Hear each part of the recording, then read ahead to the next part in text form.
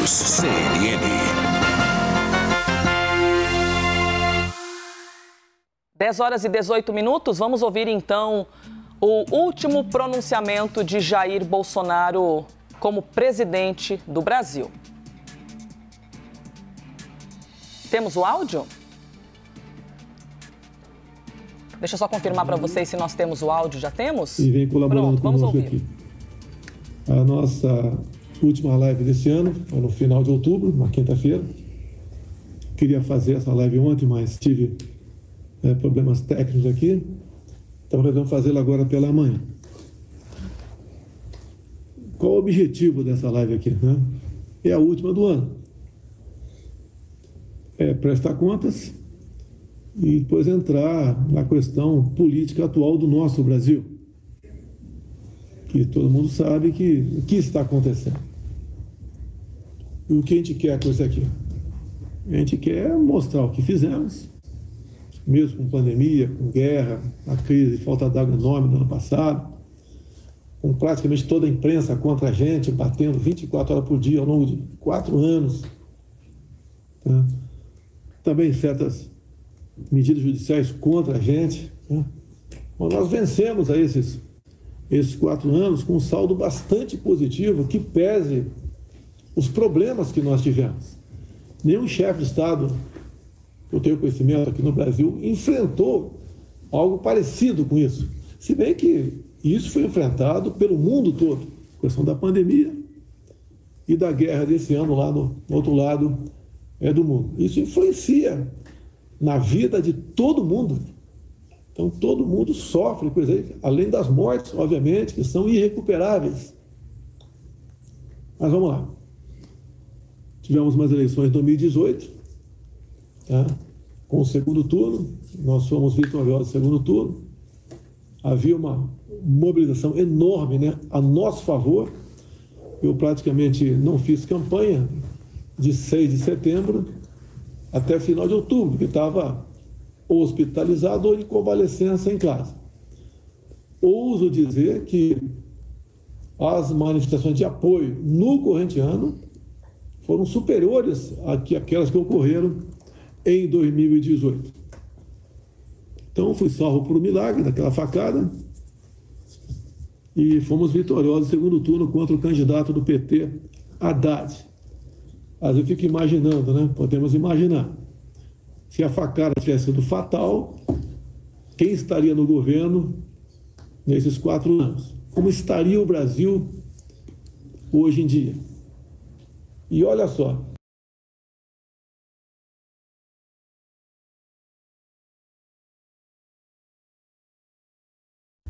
Do ex-filiado ao PSOL, que é um partido que é satélite ao PT. E a imprensa não bateu em cima disso.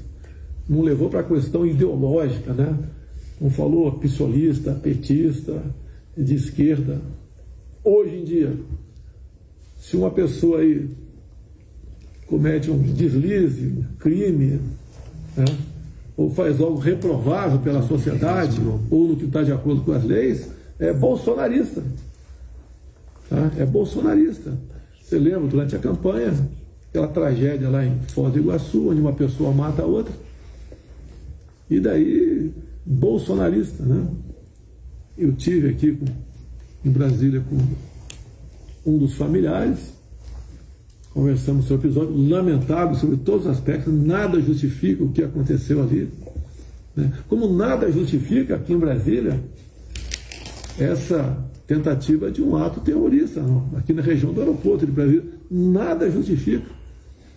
Um elemento que foi pego, graças a Deus, né? Com ideias que não coadunam com nenhum cidadão. Agora, massifica em cima do cara com bolsonarista o tempo todo. É a maneira da imprensa tratar. Uma imprensa que lá atrás falava tanto em liberdade de expressão e hoje aplaude quando alguém é preso por ter falado alguma coisa, ter duvidado de alguma coisa. Essa falta de liberdade que nós estamos vivendo no de hoje prejudica a democracia. Tá? E isso daí, no futuro, se continuar, vai pegar todo mundo. Nós sempre lutamos por democracia, por liberdade, por respeito às leis, respeito à Constituição, né? Eu passei 4 anos, além de trabalhar, obviamente, juntamente com os meus ministros, mostrando a importância da liberdade para a democracia. O oxigênio da democracia é a liberdade, em toda a sua plenitude. E a gente vê, a gente não precisa de mais leis.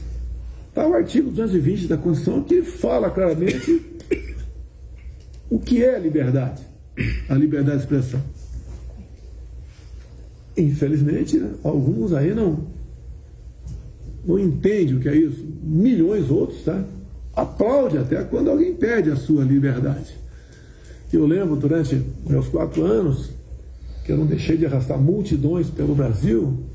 Não foram só motocicletas, não, foram encontros também. De vez em quando um chegava no canto, mas presidente, a liberdade é igual o sol, está aí brilhando para todo mundo. Hoje o pessoal vê que realmente a liberdade é algo importantíssimo. Eu vejo hoje uma nação que está com medo de mandar um zap, de tecer um comentário, mandar um emoji, a discutir algum assunto. Como nós fomos proibidos de discutir a questão da Covid. Você não podia falar sobre Covid. Tudo era... Não existe comprovação científica. Até a liberdade dos médicos foram tolhidas. O médico não é que tem o direito, não. Ele tem o dever de buscar salvar a vida do próximo ou diminuir a sua dor. E ele foi tolhido disso por ocasião da Covid, que lamentavelmente no Brasil matou aí mais de 600 mil pessoas. Nós fizemos a nossa parte, né, quando foi possível e passou a ter a vacina no mercado, porque em 2020 não tinha vacina. Nós compramos mais de 500 milhões de doses, tomou quem quis, não obrigamos ninguém a tomar vacina. Hoje em dia também, se você falar de vacina, né, falar de um estudo de fora do Brasil, você corre risco de ser bloqueado e responder o processo. Eu, o ano passado, ou melhor, em 2020, li um trecho da revista Exame, que falava sobre Covid e HIV. Eu li 2 linhas da revista Exame, estou sendo processado, estou sendo tratado como um criminoso. A revista que mostrou isso daí. Meu ajudante de ordem é a mesma coisa. Meu ajudante de ordem não traz nada para mim, não me desinforma em nada, muito pelo contrário, colabora. Está sendo processado também. Hoje em dia, se você falar em urna, você também tem problema sério. Se você for parlamentar, pode perder seu mandato. Como o Francisquini perdeu, deputado estadual lá do Paraná. As nossas liberdades estão sendo tolhidas. Nós temos que lutar contra isso. Cada um fazer a sua parte, é uma luta do povo brasileiro. De discutir as questões que, discutindo, você aperfeiçoa. E não existe nada perfeito. Tudo pode ser melhorado. Então, falar algumas coisas rapidamente aqui sobre o nosso governo, que fez, que não foi divulgado pela grande mídia, depois entrar na questão atual política brasileira. Rapidamente, carteira de habilitação, 5 para 10 anos. Fiéis, atendemos por volta de 1 milhão de garotos que tinham dívidas, que eram impagáveis para a grande maioria deles. Olha, o ressurgimento do marco ferroviário do Brasil. Olha a BR do mar. O Auxílio Brasil, por ocasião auxílio emergencial, por ocasião da Covid. Água para o Nordeste. Mesmo com a Covid e com a seca, criamos praticamente 3 milhões de empregos até 2021. Internet nas escolas, eu acho que raras são as escolas que não têm internet no norte e nordeste do Brasil. Combate à corrupção. A Petrobras chegou a se endividar em 900 bilhões de reais. Porte de arma para o homem do campo. Levamos a paz para o campo. O nosso decreto de armas, que agora estão dizendo que vão ser revogados, foi um dos responsáveis, uma das ações responsáveis, por passarmos de 60 mil mortes por ano para 40 mil. Então isso dá uma redução de 30% mais ou menos, 30 e poucos por cento. Todo mundo aqui disse que quer combater a violência. Nós combatemos também com isso, além de recursos lá do Ministério da Justiça, para todos os governadores, sem exceção. Não interessa se o governador era do PC, do B, ou de outro partido qualquer, todos ganharam recursos nossos. Também o trabalho dos secretários de segurança, mas o nosso trabalho norteou a questão das armas, é uma segurança para a pessoa. A gente voa pelo Brasil e vê o nosso campo. Como é que pode um homem do campo lá ficar sem uma arma para se defender, meu Deus do céu? E por vezes também na cidade. Agora, quando algum CAC faz uma besteira, se o mundo cai a cabeça sobre os nossos decretos, sobre os CACs. Temos na hora de 1 milhão de CACs pelo Brasil. Foi algo que marcou a questão da segurança, diminuiu a violência no Brasil. O nosso apoio ao agronegócio é muito o que falar aqui, mas o agro abate recorde, também por iniciativa deles, né, pela vontade, pela maneira como eles se dedicam à questão do agro, se aperfeiçoando, se modernizando. O agro é praticamente independente hoje em dia, precisava apenas de um governo que não atrapalhasse, e nós não atrapalhamos. Olha a questão do MST, raras foram invasões de terra no meu governo, agora já estão botando as manguinhas de fora, né? E já temos visto invasões pelo Brasil. E como é que nós seguramos o pessoal do MST? Não foi pela força, foi titulando. Demos 420 mil títulos para o pessoal que estava ali em assentamentos, que era a massa, a força do MST. A desoneração da folha para 17 categorias pelo Brasil. Que nós, quanto mais diminuímos os impostos, né, ou desoneramos, nós arrecadamos mais. Nós diminuímos em 1/3 o IPI de 4 mil produtos. Isentamos ou diminuímos os impostos de importação de alguns poucos produtos, mas fizemos isso e passamos a arrecadar mais. Mantivemos a política de isenção de IPI de táxi, entramos aí, táxis deficientes, colocamos aí, agregamos os deficientes auditivos. Olha a nossa lei de liberdade econômica, ela é bastante extensa.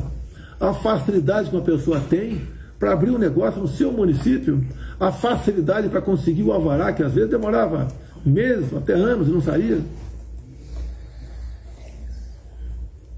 As nossas estatais, privatizamos várias estatais pequenas, mas privatizamos. A Eletrobras foi a maior. Não davam lucro pequeno, ou deficitários, passaram a dar lucro. Ano passado, se não me engano, foi 180 bilhões de reais. Olha Itaipu Binacional, fazendo obras.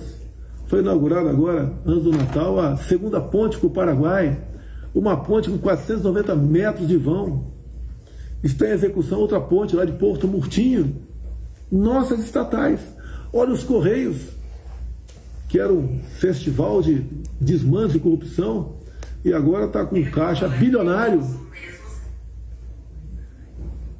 Até mesmo a questão do turismo. A Embratur tinha dívidas quando nós assumimos, a Embratur agora tem 200 milhões em caixa. Avançamos nossa entrada na OCDE. Temos mais um colégio militar em São Paulo, são 14 agora. Temos mais de 100 colégios cívicos militares pelo Brasil, onde os pais lutam para botar seus filhos lá. A violência, o consumo de drogas e outras coisas entre esses jovens diminuiu assustadoramente, dada a disciplina adotada nas escolas, além da nota da garotada. Quem diria, faltava água em Bagé, Rio Grande do Sul, a gente não sabia disso. O prefeito nos procurou e está lá o Exército construindo a barragem de Bagé. A gente, quando fala em falta d'água, a gente pensa no Nordeste, né? No Nordeste nós concluímos a obra da transposição.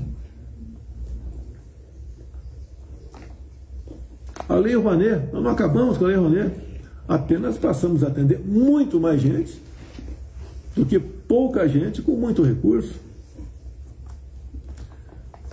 Fizemos uma verdadeira revogação nas normas regulamentadoras que levavam pânico ao empresariado, ao homem do campo, tá? Por ocasião das visitas daqueles que iam ver como é que estava o trabalho das pessoas nessas áreas. Olha a nossa escolha técnica de ministro. Durante meu tempo todo eu falava, compare os meus ministros com os ministros de governos anteriores.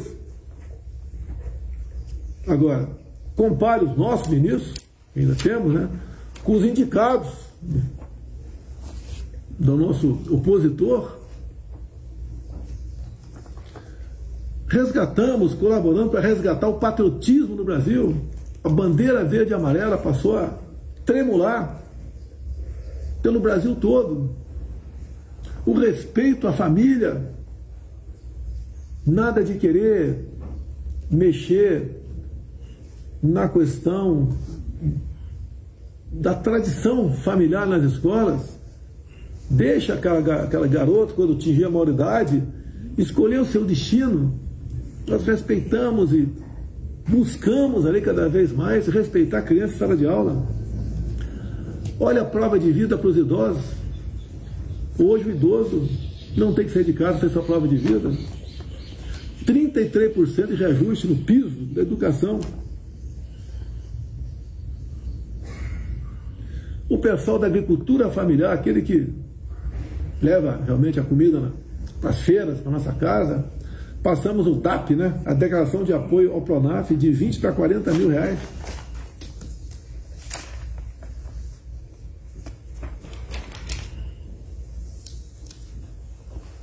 Domamos a inflação, o mundo todo vinha sofrendo com a inflação, nós domamos a inflação, tivemos 3 meses de deflação no Brasil, junto com o parlamento e não na canetada, zeramos os impostos federais de combustíveis, botamos um teto no ICMS, no Imposto Estadual de Combustíveis. Hoje ainda temos a gasolina, em média, R$ 5,00 em todo o Brasil, chegou na casa dos R$ 8,00. Está no orçamento tudo previsto para que o ano que vem continue zerado os impostos federais, mas o novo governo, como você viu, a imprensa dessa vez noticiou corretamente, né? O novo governo quer que se volte a cobrar os impostos federais a partir de janeiro agora. Então, pelo que tudo indica, a gasolina sobe quase R$1 a partir de 1º de janeiro agora. É o novo governo. Não é nosso. Nós tínhamos acertado isso aí. Porque, como disse a vocês, quanto mais a gente abre mão de impostos, mais nós arrecadamos. Quem entende um pouco de economia, né? Parece que a curva de Laffer estava no retrovisor distante. Nós trouxemos para perto e deixamos na nossa frente. Também vai aumentar o diesel, o gás de cozinha. Tão criticado eu fui pela oposição lá atrás, né? Com a pandemia, com a guerra, em especial quando subiu o preço dos combustíveis no mundo todo, foi criticado. E quando a gente consegue domar isso aí, não pela canetada, mas com o parlamento, vem agora o novo governo aí dizendo que vai cobrar os impostos federais a partir de 1º de janeiro. Hoje nós somos o 2º país mais digital do mundo. Isso ajuda você a abrir empresas. Lá pelos anos 2010, você levava aí 3, 4 meses para abrir uma empresa. Hoje a média está abaixo de 24 horas. É um governo que trabalhou. Voltamos a ser a 10ª economia do mundo. Isso ajuda na criação de empregos. A informalidade praticamente voltou o que era antes da pandemia. Estamos deixando R$1 trilhão em investimentos privados para infraestrutura. Está bastante avançado as eólicas lá na costa do Nordeste, aquelas torres com pás enormes, né, para gerar energia. O potencial é o equivalente a 50 Itaipus. O Nordeste será reindustrializado se esse projeto for levado avante. Se aqui dentro se tiver responsabilidade fiscal, se respeitar a economia, tivermos gente séria para mobiliar os ministérios.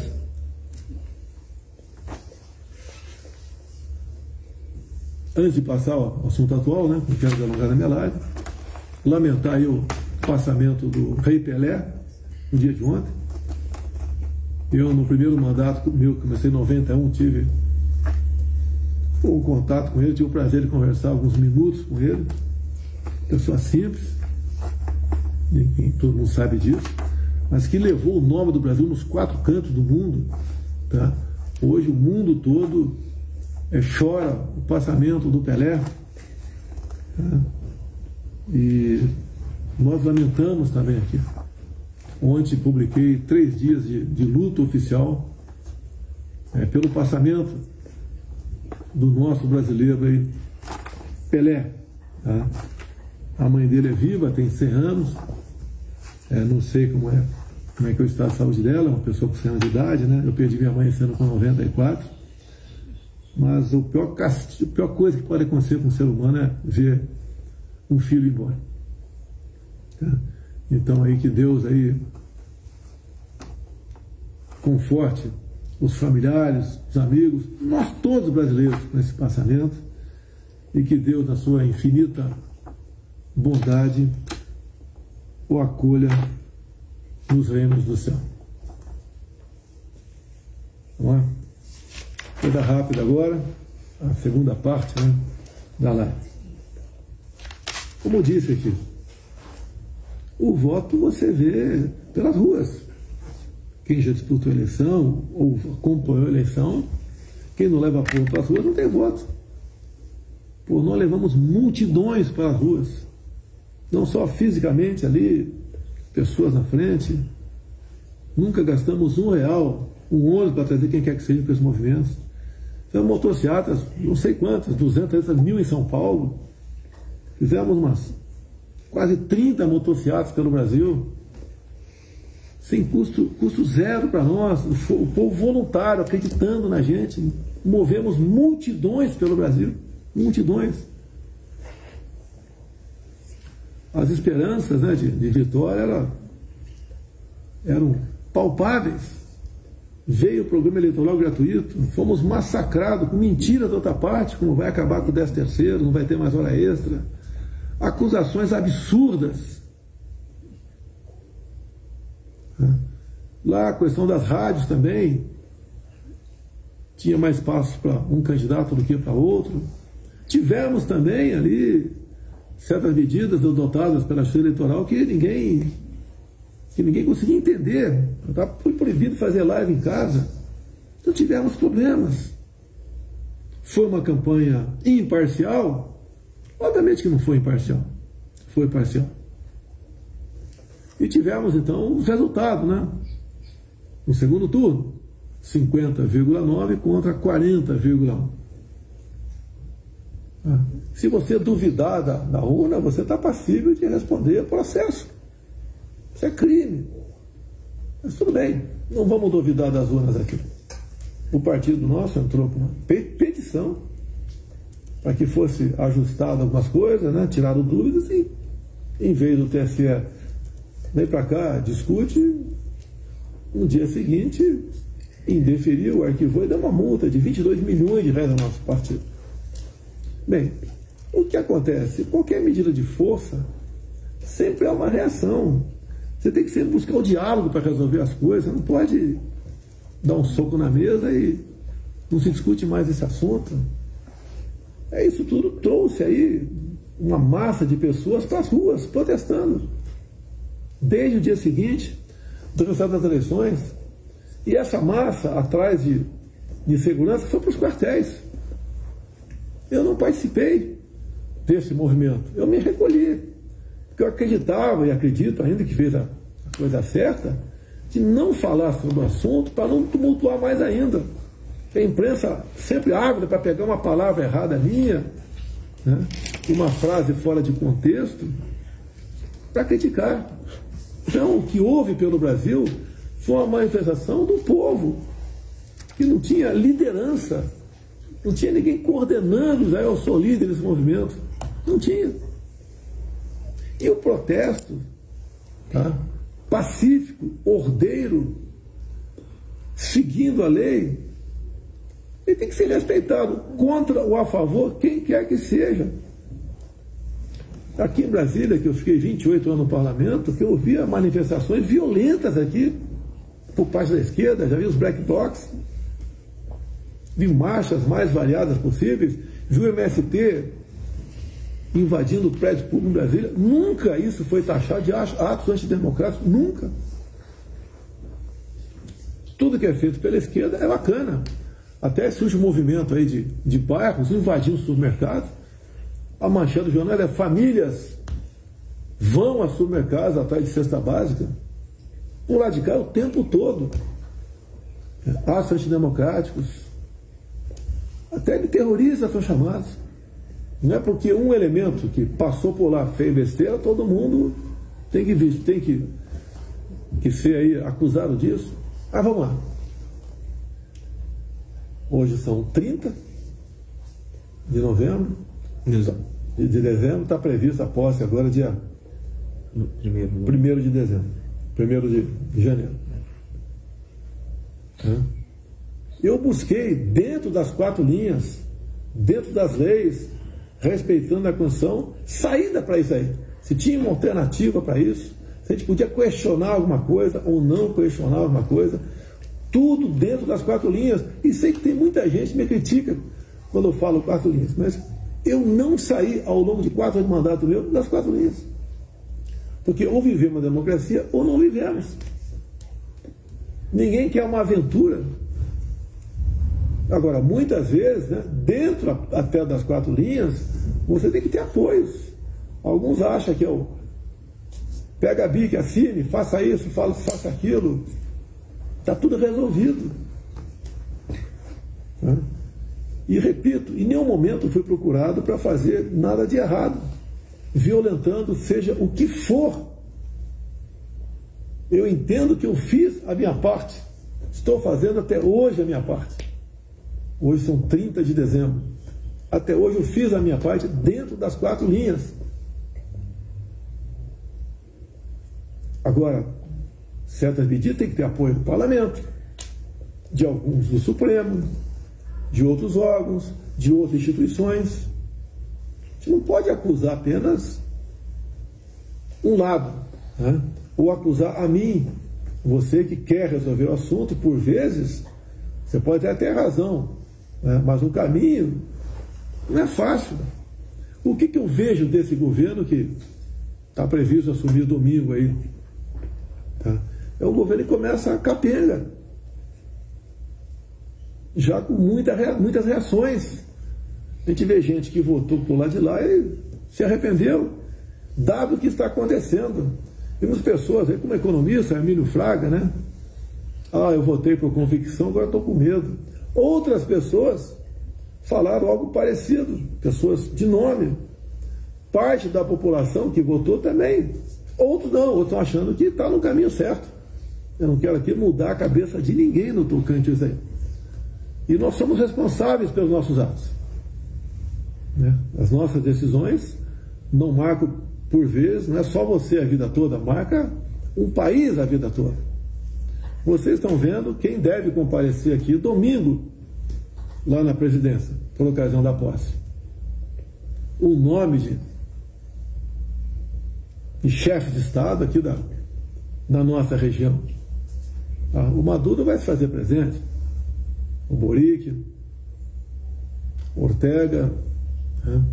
Tal foi São Paulo todo presente, que agora tem outro nome, né? Grupo de Puebla, né? Isso é um mau sinal. Onde esse pessoal, com essa ideologia, assumiu, o seu país ficou pior. E nós não queremos o Brasil piorando. Temos que respeitar as nossas leis, a nossa Constituição. Sim, temos que respeitar. Mas podemos reagir. Podemos não. É direito nosso, ou mais que direito, é o dever nosso reagir. Qualquer manifestação né? Uma vez, como diz a lei, participa onde vai fazer a manifestação e tem as normas, participa das autoridades, né, competentes, é bem-vinda. Nós não queremos o confronto, nem estimulo ninguém para partir para o confronto. E a pior maneira é tentar resolver o assunto. Creio, né, no patriotismo de vocês, na inteligência de vocês, na garra. Sei o que vocês passaram ao longo desses 2 meses de protesto, sol, chuva. Sabemos perfeitamente disso aí. Isso não é nada que vai ficar perdido. Imagens foram para fora do Brasil. Aqui dentro, despertou na cabeça de milhões de pessoas a estudar, né, por que tivemos essas manifestações pelo Brasil. Espontânea. Isso é o pessoal passou a entender o que ele tem a perder. Passou a entender melhor ainda do que a política brasileira. Passou para muita gente a preocupação com o voto de cada um. O voto é importantíssimo. Você não nega isso. O voto responsável. E esse povo, essa massa que foi para os quartéis, né, foram falar o que lá? Socorro, queremos transparência, queremos liberdade, respeito à Constituição, queremos um país onde nós possamos nos orgulhar deles, não queremos a volta ao passado. Algo de errado nisso? Estão lutando até por aqueles que os oprimem. Estão lutando até pela imprensa brasileira. Que tem muito repórter aí que sabe que a matéria é publicada, ou vai para as televisões, ou vai para a rádio, não é bem aquilo que aconteceu. A imprensa livre é a garantia de uma democracia. Hoje a imprensa mesmo sente o que é a falta de liberdade. A liberdade, como nós sabemos, é o oxigênio da democracia. O quadro que esteve na frente agora, a partir de 1º de janeiro, não é bom. Não é por isso que a gente vai jogar a toalha, deixar de fazer oposição, deixar de criticar, deixar de conversar com seus vizinhos, agora com muito mais propriedade, com muito mais conhecimento. E o que nós queremos? Eu vou dizer que fui o melhor presidente do mundo? Não, não vou dizer isso. Dei o meu sangue ao longo desses 4 anos. Aqui do meu lado tem uma piscina enorme, olímpica, que eu desliguei o aquecedor, né? Gastava muita energia logo em janeiro de 2019. Se eu entrei 20 vezes nela ao longo desses 4 anos, foi muito. Se eu participei de 10 churrasquinhos aqui do lado, aqui ao longo desses 20 anos, desses 4 anos, foi muito. É trabalho de domingo a domingo. Não estou reclamando. Fui voluntário a ser candidato a presidente da República. Não sei o que aconteceu em mim. Foi um chamamento de Deus, talvez. Né? Se lance candidato, deixa o resto comigo. E quem acredita em Deus sabe que para ele tudo é possível. Não vamos achar que o mundo vai acabar dia 1º de janeiro. Vamos por tudo ou nada. Não. Não tem tudo ou nada. Inteligência. Mostrar que somos diferentes do outro lado. Nós respeitamos as normas, as leis, a Constituição. Nós sabemos dar valor à liberdade que eles têm. Que se o outro lado aqui tivesse do outro lado, essa liberdade tinha ido embora há muito tempo. Deus, pátria, família e liberdade, coisas que ficam para sempre. Por falta de conhecimento, meu povo pereceu. Hoje o povo está tendo conhecimento. Está vendo que mentiras, quando eu era criticado pela oposição na guerra, que os combustíveis subiram, nós conseguimos baixar, conversando com o parlamento brasileiro, Hoje, agora, eles querem aumentar, vão aumentar. Hoje vi programa de televisão, vão taxar o Pix. A gastança é enorme, bacana, né? Muito bacana para muita gente, entre aspas, aí. Fura-teto, etc, etc. Você quer fazer um benefício, um bem para alguém, você tem que buscar alternativa, o dinheiro não cai do céu. Cada pessoa que recebe um benefício, outra vai ter que trabalhar para que aquele benefício seja pago. Não é simplesmente botar a Casa da Moeda para funcionar, rodar papel, que está tudo certo. Nós tínhamos acertado a questão dos R$600, buscando lá nos dividendos, a nossa equipe econômica. Não ia ter nunca uma medida como essa agora de explodir o teto, né? Que foi uma medida adotada pelo governo Temer para exatamente segurar a gastança, que estava demais. Alguma coisa pode ser vista no teto? Poderia ser vista no teto? Poderia, sem problema nenhum, mas não a explodir o teto. A mensagem que eu passo para vocês é um momento triste para milhões de pessoas, alguns outros estão vibrando, mas é a minoria. É um momento de reflexão. Tem gente que deve estar chateada comigo, devia ter feito alguma coisa, qualquer coisa. Eu não poderia fazer o que o outro lado fez, e digo, né, para você conseguir certas coisas, mesmo dentro das quatro linhas você tem que ter apoio. Não é momento de procurarmos responsáveis pela situação que está acontecendo. Todos nós, sem exceção, somos responsáveis, todos nós somos responsáveis. Não é o caso de ficar atacando pessoas, instituições, grupos, seja o que for, né?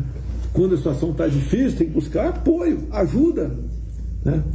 Trazer gente para o nosso lado, prepará-las para momentos difíceis, que não é fácil tomar decisões. Eu, quantas vezes perguntei, né? Meu Deus, o que eu fiz para merecer tudo isso que passei ao longo de 4 anos?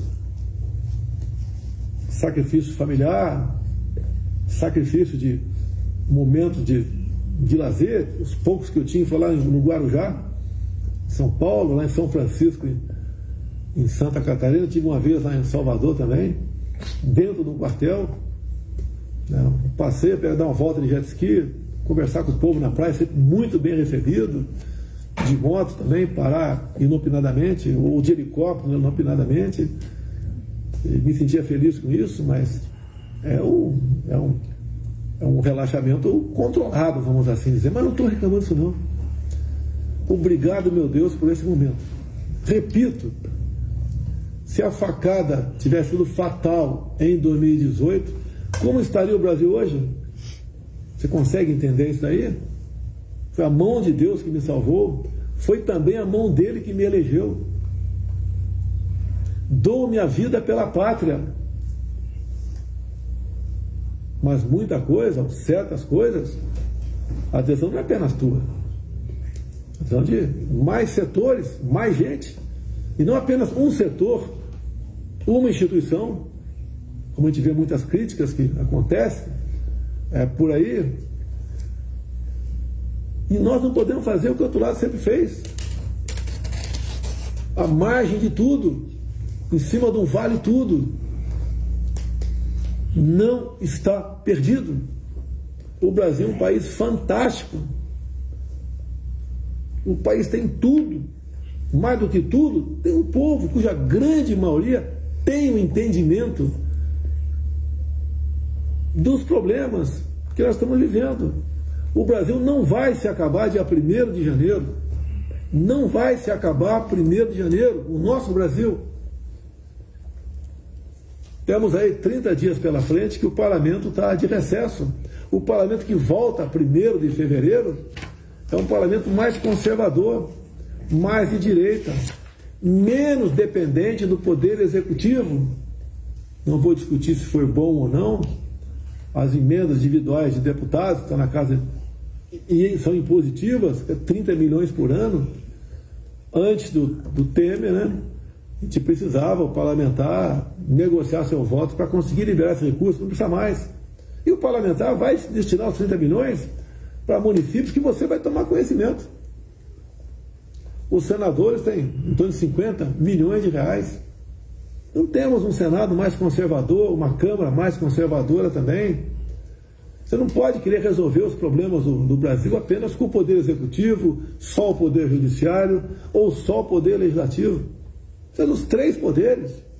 E mais ainda, quando você vê que alguém está fazendo coisa de forma repetida que você não gosta, não vá para o ataque. Não vá por ameaças. Tenta, sei que é difícil, chamar a pessoa para o teu lado. Eu fiz muito disso. Não pensem os senhores que ao longo desse mandato meu, eu não conversei com ninguém do Supremo Tribunal Federal, do TCU, do STJ, as lideranças do parlamento. Conversei com grande parte dessas pessoas para buscar estar indo daquilo que nós achamos que está certo, e por vezes eles convenceram que o lado deles estava certo. Eu sempre digo, né? Somos três poderes? Sim. Mas executivo e legislativo são praticamente irmãos siameses. Né? Os dois juntos podem muito para o bem e para vencer o mal também. Apesar de muitos falar que a gente não tinha bom relacionamento com o parlamento, tivemos. Obviamente não demos cargos ao executivo do primeiro escalão, deixar bem claro. Do segundo escalão teve alguns cargos? Sim, teve. Os políticos que tiveram do primeiro escalão não foi negociado com partidos. Mas foram pessoas que tinham um bom relacionamento no parlamento ou tinham um excelente conhecimento para exercer as atribuições do seu ministério. Repito, compare os meus ministros com os ministros que estão chegando. Repito, não vamos achar que o mundo vai se acabar dia 1º. Tem muita gente que está vivendo um clima aí de tristeza, quase que de velório. Tem outros de euforia. Ah, tirei o Bozo de lá. Nem viu um ex-líder de partido, né? O meu trabalho não era fazer aquela letra, né? Era tirar o B. Tá, tirou o B. E agora? Por muitas vezes não tem o melhor para você, mas tem aquela que está mais próxima de você. E a alternativa não é simplesmente rifar todo mundo. Eu acho que falei bastante aqui. Tem alguma observação aqui? Estamos com um recorde aqui, né? Facebook, Instagram, YouTube, 840 mil pessoas assistindo. Como é que estão os comentários aí? Não precisa falar não, dá um positivo ou negativo aí. Tá?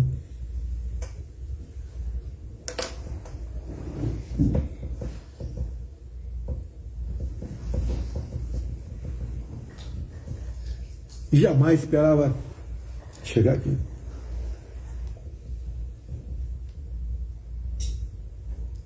Sim, cheguei aqui, teve um propósito.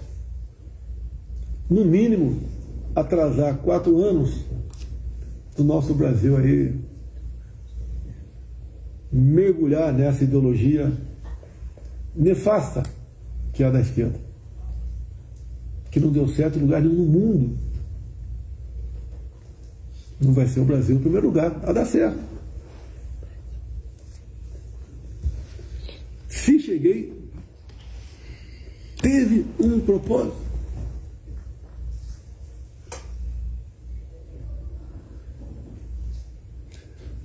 Se você está chateado, está constrangido,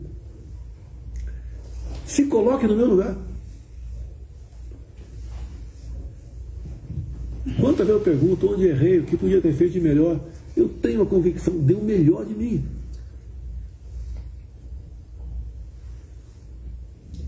Com o sacrifício de dos que estavam ao meu lado, em especial minha esposa.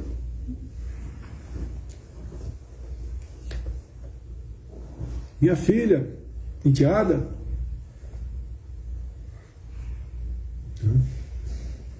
E vocês também sofreram. Sofrem agora Algum deve estar me criticando, devia ter feito isso, feito aquilo. Você pode até ter tido razão. Mas eu não posso fazer algo que não seja bem feito e assim os efeitos colaterais não sejam danosos demais. Tudo hoje em dia não é questão de um país, que um país faz, tem reflexo no mundo todo. Você pode perguntar, né? E aí, Rússia e Ucrânia? Não temos nada a ver com isso. Ah, por que não? Olha os reflexos. Vamos lá negociar, antes da guerra, com o presidente Putin, a questão dos fertilizantes. Se não tivesse feito isso, poderia, né, coisa que ia acontecer, não termos o devido fornecimento de fertilizantes para nós. Como é que estaria a nossa economia rural? O que se produz no campo? Não é só o agro, não. Tem pessoal que critica o agro, né? O agro é para rico, não sei o quê. Não, o óleo de soja vem de lá, pessoal. Tem a agricultura familiar por lá de cá. Mas se você abrir mão disso, vai faltar comida no mundo. Nós alimentamos mais de 1 bilhão de pessoas ao redor do mundo. Íamos ter problema de alimento no Brasil. Os preços iam para o espaço. Poderíamos estar vivendo fome aqui agora. E não ia ter auxílio emergencial, Bolsa Família, Auxílio Brasil, que desse conta do recado. E quando falta água no mercado, o preço sobe. Não adianta dizer qual regime você vive. Fomos lá negociar. Dei a minha vida por essa pátria. Fiz tudo pelo Brasil. Tenha consciência disso.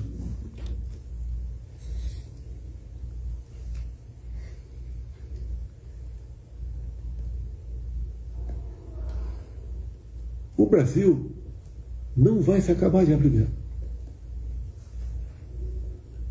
Pode ter certeza disso. Hoje, temos uma massa de pessoas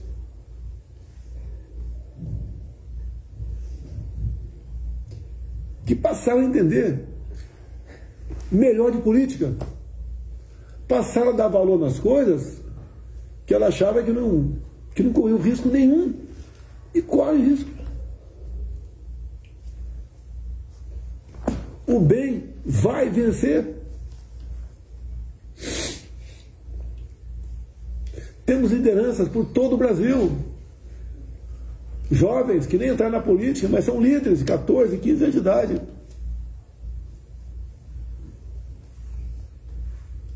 Essa garotada, esses políticos que se elegeram, muitos aqui, primeiro mandato, outros reeleitos, muito boas pessoas, vão fazer a diferença. Aqueles que trabalharam contra por uma questão pessoal vão sentir o peso das consequências de políticas erradas que estão aí. O cara nem assumiu ainda e já temos problemas. Os mais humildes vão sentir aqui que quando se aumenta em quase R$1 o preço da gasolina, isso impacta a inflação também. Fura-teto, a questão de armas, vamos revogar todos os decretos das armas. Vai voltar a violência no Brasil. Arma de fogo é garantia de paz. Quem quer a paz se prepara para a guerra. Se a roda da economia não rodar, vai faltar dinheiro para servidor público. Não vai ficar igual a pandemia aqui. Foi mantido o salário de vocês, né? Se não rodar a economia, vai faltar recurso para todo mundo. Todo mundo vai sofrer, mas tenho certeza. Não vai demorar muito tempo. O Brasil vai voltar no eixo da normalidade, da prosperidade, da ordem, do progresso, do respeito, do amor à sua bandeira.